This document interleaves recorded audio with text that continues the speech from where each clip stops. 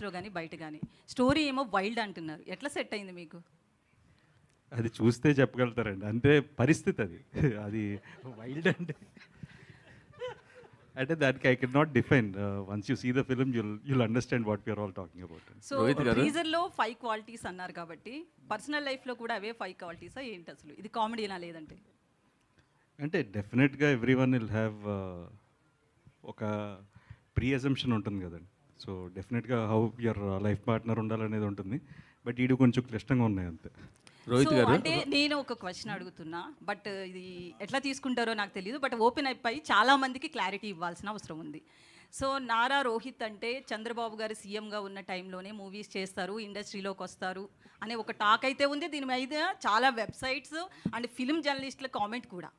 So దీనికి మీరు ఒక క్లారిటీ కావాలి. So first I need to thank my producers అండి, సంతోష్, గౌతమ్ అండ్ రాకేష్. 8 నెలల ముందు గవర్నమెంట్ వస్తుందని తెలుసుకున్నందుకు.